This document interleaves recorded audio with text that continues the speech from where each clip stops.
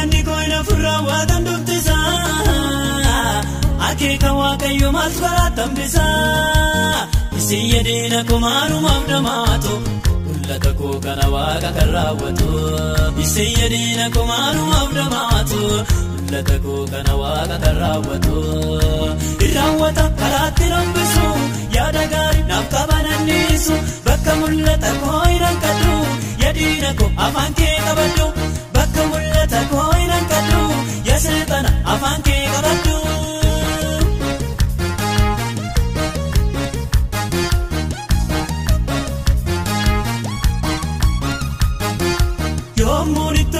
Wantaanat mul'atu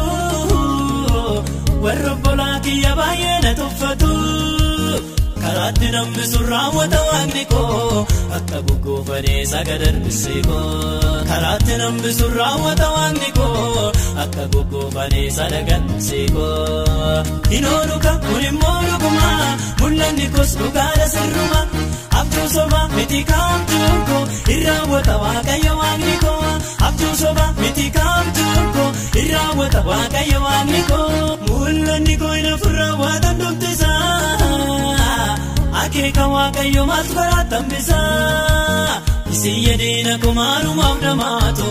mul'ata koo kana waaqa kan raawwatu isin yedina kumaarumaaf dhamaatu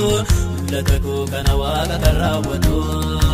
irraawwata karaatti rambisu yaada gaarii naaf qabananniisu bakka mul'ata koo irrankadhu yedina koo afaan kee qabadhu bakka mul'ata koo irrankadhu yaa seexana afaan kee qabadhu.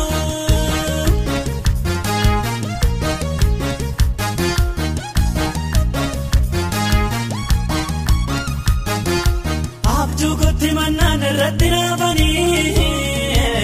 akkan hin jiraannes du'anaaf yaadanii du'anaaf qophaa'es waaqni gidduu galee mana mootii keessa akkan jiraadhu godhee du'anaaf qophaa'es waaqni gidduu galee mana mootii keessa akkan jiraadhu godhee hinduu abbaa mul'ata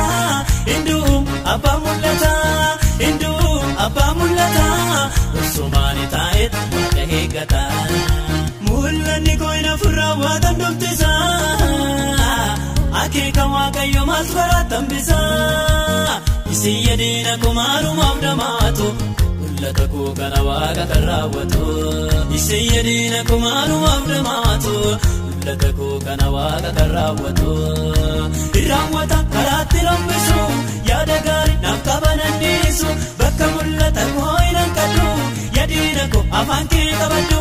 Bakka mul'ata koo irrankadhu yaa seexana afaan kee qabadhu.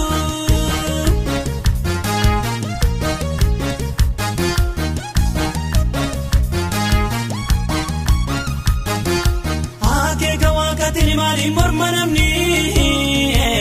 an dubbate raawwachuu itti beeka inni waan fedhe raawwata eenyuuti isa dhoowwaa dhoksasaa siin gadhoo yaa seexana gowwaa. Waan fedhe raawwata eenyuuti isa dhoowwaa dhoksasaa siin gadhoo yaa seexana gowwaa. Kiyyoonaa fi irra jedhee darbaa mul'ata koos ija koona darga anoonduu jireenya eegalaa karaa tafa mul'anni seexana aninduu jireenya eegalaa karaa tafa mul'anni seexana mul'anni koo ina furraa waatan dubbisa akeeka waaqayyo maal karaa tambisa isin yedina kumaarumaaf dhamaatu mul'ata koo kana waaqa kan raawwatu isin yedina kumaarumaaf dhamaatu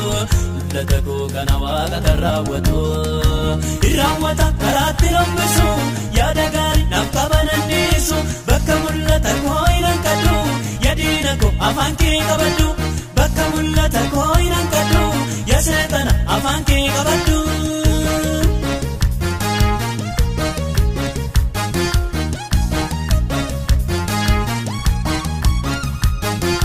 Kalkaloo maratanii gibsi galbuutanii